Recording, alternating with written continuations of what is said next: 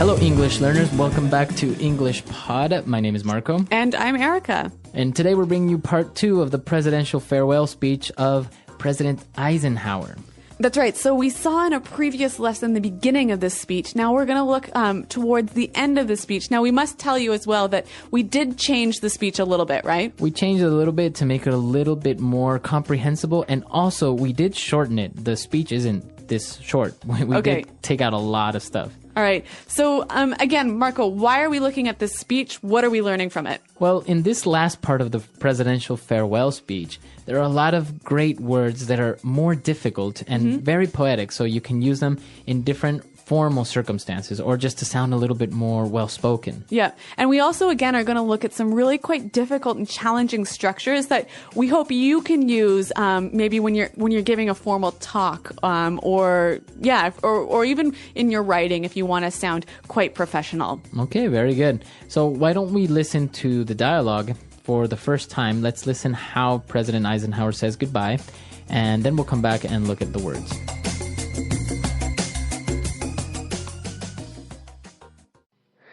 We now stand 10 years past the midpoint of a century that has witnessed 4 major wars among great nations. 3 of these involved our own country. Despite the carnage of these conflicts, America is today the strongest, the most influential, and the most productive nation in the world. We are understandably proud of this preeminence, yet we realize that America's leadership and prestige depend not merely upon our unmatched material progress, riches, and military strength, but on how we use our power in the interests of world peace and human betterment. Throughout America's adventure in free government, such basic purposes have been to keep the peace, to foster progress in human achievement, and to enhance liberty, dignity, and integrity among peoples and among nations. We pray that peoples of all faiths, all races, all nations, may have their great human needs satisfied, that those now denied opportunity shall come to enjoy it to the full, that all who yearn for freedom may experience its spiritual blessings, that those who have freedom will understand also its heavy responsibilities, that all who are insensitive to the needs of others will learn charity, that the scourges of poverty, disease, and ignorance will be made to disappear from the earth, and that in the goodness of time all peoples will come to live together in a peace guaranteed by the binding force of mutual respect and love. Now, on Friday noon, I am to become a private citizen. I am proud to do so. I look forward to it. Thank you, and good night. Well, that certainly was a very moving speech, hey? Very moving and, to a certain point, a little bit religious, huh? Yeah, I think we'll talk a little bit about that a little bit later, but let's concentrate on the language now. So we'll go to language takeaway. Language takeaway. All right, on language takeaway today, we'll start with our first word, and it's preeminence. All right, we are understandably proud of this preeminence. A preeminence. So preeminence, what is this? Basically, it's the state of being the leader of something. Okay, so in this case, America was the preeminent nation. Right, so they were coming up, they were very prosperous, so they had a preeminence in the world. All right, so I think we can see here you can use this as an adjective, a preeminent nation, or as a noun, an uncountable noun, the preeminence of our state. Very good. Since we can use this word as a noun and an adjective, why don't we listen to some more examples so we can get a better understanding of it? Example 1. Now please welcome Dr. Frank Hicks, the world's most preeminent expert on nuclear biology. Example 2. He's been a leader in his field for 25 years, and his preeminence has never been questioned. Example 3. Carol Dixon is one of the most preeminent experts in green technology. All right, well, Eisenhower's talking about all of the things that the American people had done since they became a free nation, and one of these things was to foster progress in human achievement. Foster progress in human achievement. Well, I like this verb a lot, to foster something. So if I say to foster progress or to foster something, what am I saying? To help something grow and develop. To take care of it, to nurse it. Yeah. We very commonly hear this word associated with children, right? A foster child. Yeah. So what's that? If you have a foster child, you are basically taking care of a child because the parents can't look after him. It's not like adopting because it's not actually legal. It's just that you're helping somebody out by raising this child. Right. So we can see the connection there, a foster child to foster something. But this is really a great word, and I think it would help to give a couple of examples of how we could use it. So for example, I can say our company is looking to foster better creativity in the workplace. Or we could say, here at Praxis Language, we foster the development of your English. Very good. So the word foster. Now, moving on, in his speech, he was talking about nations and faiths and different types of groups, and he said, all who yearn for freedom. All right, this is a great phrase. All who yearn for freedom. To yearn. So to yearn for something. Now, if I yearn for freedom or I yearn for something, it's basically that I really want it in my heart. Yeah, you really wish for it in a way that's almost painful. You want it so badly. Now, you wouldn't say, like, I'm yearning for ice cream, would you? No, unless you were locked up in prison and hadn't had ice cream for 55 years. Exactly. So it's usually related to something that's very difficult to get or something like freedom or yearning for... That's really important. Exactly. Something very important. And now for our last word, President Eisenhower was talking about charity, he was talking about freedom, and he mentioned the scourges of poverty. Okay, so scourges. The scourges of poverty. Scourges is a really difficult but interesting word. So why don't we hear a few more examples to help us understand it? Example 1. Malaria is a disease that continues to be a scourge to the developing world. Example 2. One day we hope to eliminate the scourge of cancer. Example 3. NATO promises to wipe out the scourge of terrorism. So as we can see, the scourges of something basically is the cause of pain or suffering. Mm-hmm. So now relating it back to the text, we see scourges of poverty. Yeah, scourges of poverty, scourges of disease, and scourges of ignorance. All right, so we can see that poverty, ignorance, and disease cause a lot of really terrible things, right? Exactly. So that's why we say they are scourges. Okay, so scourges. Now, so that brings us to the end of our words for takeaway today. But, as we talked about earlier, we've got some really difficult and interesting structures to look at now in Fluency Builder. Fluency Builder. Okay, so in Fluency Builder, we'll start off with the very first sentence of the paragraph. When he said, we now stand 10 years past the midpoint of a century. Okay, so I love this phrase. We now stand 10 years past the midpoint of the century. Now, it's interesting because he is making reference to the future in the present. Mm-hmm. And he's using a great phrase to do that. We now stand. Mm-hmm. Now, we can change it a little bit and use the first part, we now stand, in different circumstances. So why don't we listen to a couple of examples? Example 1. We now stand before you to declare our love and be united in marriage. Example 2. I stand before this court and declare my innocence. Example 3. Together, we now stand before this great challenge and we will fight arm in arm to defeat poverty. All right, so you can see that this is a wonderful phrase to use maybe in a formal speech, right? Right, or a wedding again, or a formal ceremony. Yeah. So, and it gives you this idea, this sort of very poetic image of people sort of almost standing at the cliff, standing before some big change that's about to take place. Exactly. So 10 years past the midpoint of a century, the United States has witnessed 4 major wars, right? Okay. And, well, he said, despite the carnage of these conflicts, America is today the strongest, the most influential, and most productive nation in the world. Okay, so a great structure here. Despite the carnage of these conflicts, America today is the strongest, blah, blah, blah, blah, blah. Right.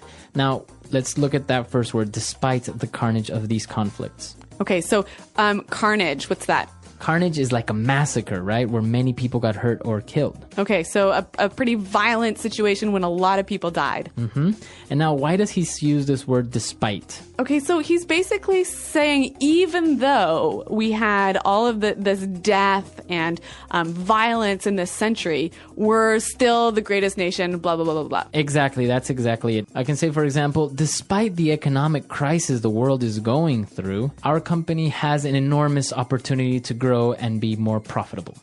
Okay, or if we want to take it and imagine we're at a wedding, we might say something like this. We could say, despite the many difficulties this couple has faced, they have a very bright and happy future together. Very good. And now, if we take a look at the last paragraph, it's very interesting because it's one sentence. It's a really long sentence. It's a very long sentence. So even though it's not a phrase, let's take a look at the punctuation of this paragraph. Okay, so Eisenhower starts out by saying, we pray that peoples of all faiths, all races, all nations may have their great human needs satisfied. And then we have a semicolon there, right? Right. So why do we have a semicolon? Well, here's what he's doing. He's saying, we pray for something. And then he's listing the many different things that he's praying for. Okay, so it's basically a list. Yep. Okay, so we know that when you're writing a list, we commonly use commas between all the things that are in this list. But here, because they are long and complex ideas, a comma is not enough. Right. You need a semicolon. Okay, so we can see here from the text that the semicolon is a great way to separate ideas, big ideas, complex ideas in a list. Exactly. So you can use it and not necessarily have to end your sentence or that each idea become one sentence. You can all just make it in one big sentence. Yep. You know, and actually I remember back to high school, Marco, my teacher told me, hey, if you throw in a few semicolons into your writing and do it properly, you'll really impress people. All right. So this is good advice that you can take and throw in a couple of semicolons, a little bit of commas here and there, and it'll look like you really know how to write. Yep. Okay, so with that in mind, why don't we listen to what Eisenhower wrote one last time?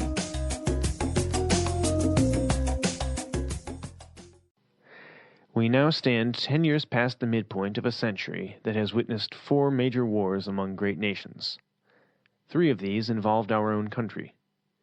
Despite the carnage of these conflicts, America is today the strongest, the most influential, and the most productive nation in the world.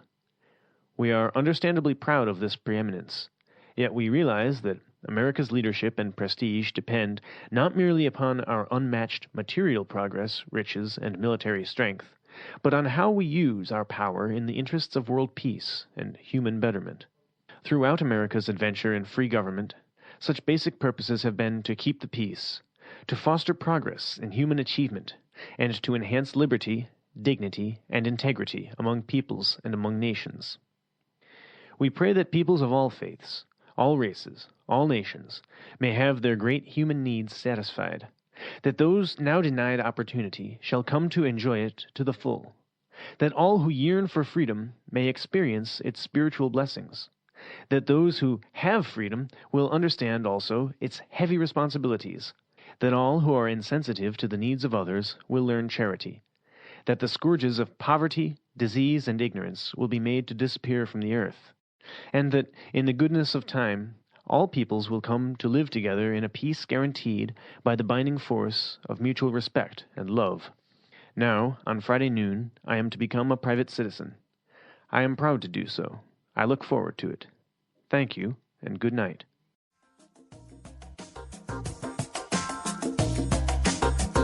All right, we're back, and we're here again with Pete, our voice actor for the second part of the dialogue.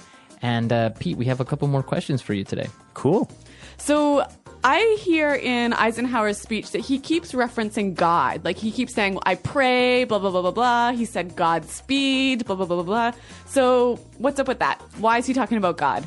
Well, this is a very interesting question. Traditionally, America has had a really clear boundary between church and state, and you'll hear a lot of rhetoric these days that says, you know, we're a Christian nation and we were founded as a Christian nation. Well, that's baloney. Baloney, so it's not true. At the time when the country was founded 200 years ago, it was overwhelmingly Christian. If the founding fathers, as we call them, like George Washington and them, if they had wanted a Christian nation, they could have had it. They explicitly did not. And a lot of people since then have gotten that confused. And now when we have a very large Muslim population, we have Buddhists, we have people in all various different kinds of Mormonism and everything, it's even less possible now. So I'm kind of baffled when I hear people say that America is a Christian nation. But you even have it now in the coins, or on the money, right? It says, "In God we trust." Right. That started in the early 20th century. I think that was Teddy Roosevelt era. He opposed that. Roosevelt was really opposed to that. But and then what happened? They approved it. Yeah, and people said later, like Eisenhower talking about this stuff. In America we have something called the Pledge of Allegiance, which I don't think you guys probably have. Not in Canada. yeah. Obviously, you wouldn't do it to America, but to your own. It's kind of like a salute to the flag, right? Yeah, it's a little bit nationalist. I did it growing up. You put your hand over your heart and you face the flag and you say, "I pledge allegiance to the flag of the United States of America and to the republic for which it stands, one nation under God, indivisible, with liberty and justice for all." That part about one nation under God, that was added in the 50s as a kind of a way of showing that America is not, quote-unquote, a godless communist country. Wow. Yeah, because communism teaches, no religion, and so they make sure we're not communist, Okay, but we don't think that, right? Yeah, I mean, I'm all about tolerance, so I think that's kind of absurd. Okay, so what I think is really interesting, though, is that every political speech, every time a political leader has to say something publicly, he'll always quote God, right? Right, and they'll often end a speech with, "Thank you" and "God bless America" or something. Yeah. Exactly. Which, for me as a Canadian is really strange. Like, if a Canadian president said, "God bless Canada," no one would know what to do. Like, yeah. I don't know. Anyway. I had an ex-girlfriend who was British, and she, Tony Blair started with that a couple times. He said, "And God bless us all" or something, and she was just put off by it, and she was like, "The Brits will never take this," and they didn't. No one was impressed. All right, well, an interesting feature of American history, politics, and society. So Thanks for that insight, Pete. Cool. My pleasure. Yeah, and if you guys have any comments or any suggestions about this lesson or any upcoming lessons, just let us know. Or American politics in general. Cool. I'll try to stop in on the forum and see if I can answer a question or two. That would be awesome. So visit us at EnglishPod.com, and Marco, myself, and Pete are around to answer your questions. All right, we'll see you guys there. Thanks for downloading, and goodbye. Bye.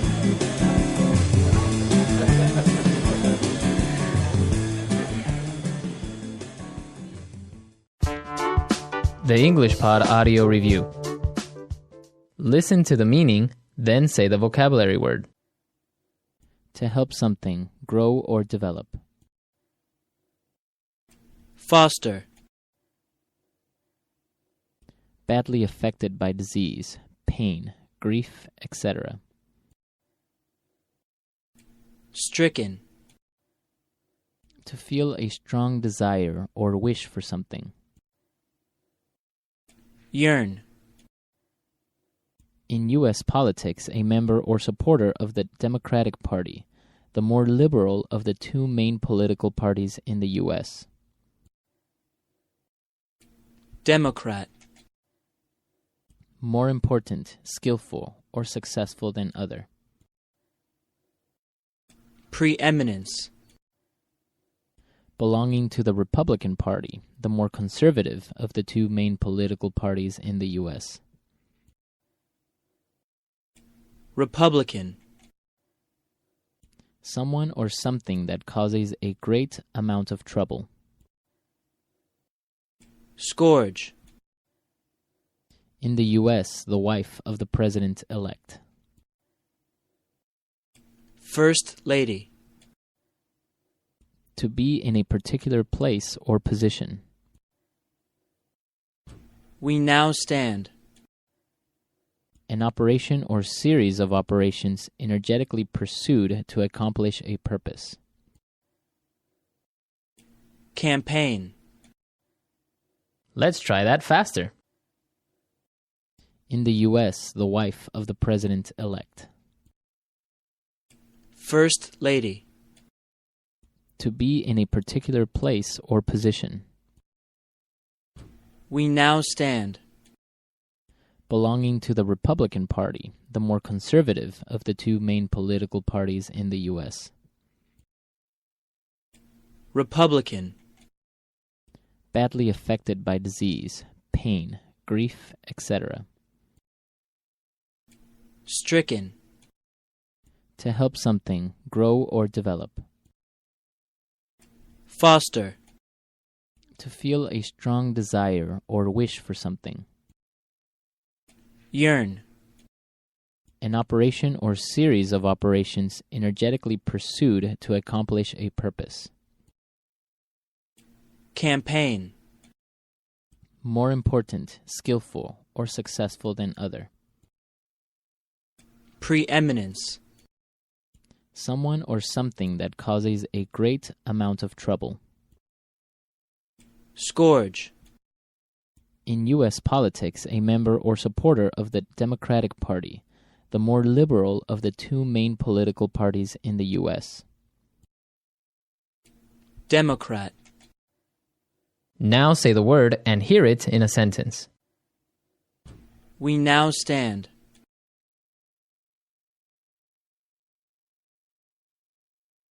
We now stand before you to declare our love and be united in marriage. We now stand. I stand before this court and declare my innocence. We now stand.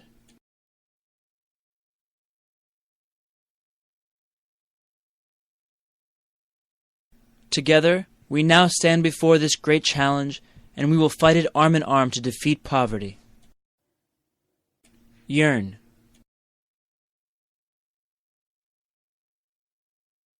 We must fight for those who yearn for their freedoms.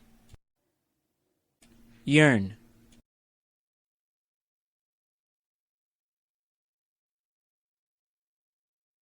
In the pasts of all great men, you will find a yearning to learn and to succeed. Yearn.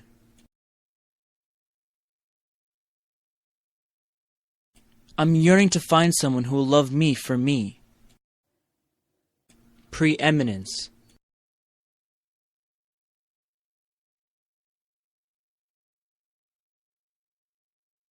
Now, please welcome Dr. Frank Hicks, the world's most preeminent expert on nuclear biology. Preeminence.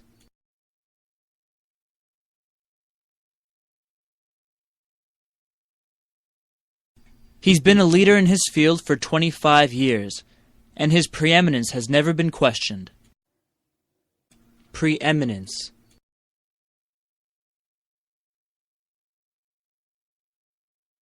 Carol Dixon is one of the most preeminent experts in green technology. Foster.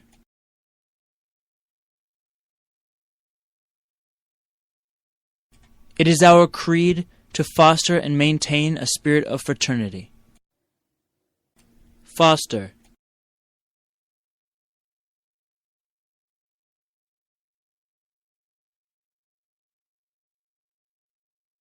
To restore our country to the glory of its past, we must foster an attitude of determination in social service.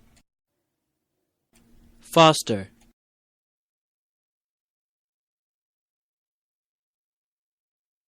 Unsanitary conditions help foster the spread of disease. Scourge.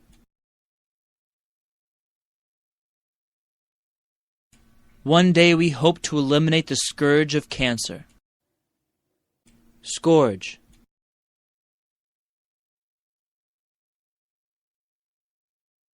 Malaria is a disease that continues to be a scourge to the developing world. Scourge.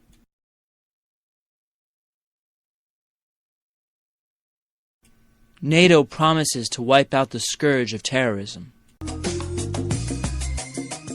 All right, so now you have all the vocabulary necessary the next time you need to ask someone for a favor. Yes. At the office, with your friends, with your family, anyone. Well, everyone, we are out of time for today. Until next time. Bye-bye. Bye.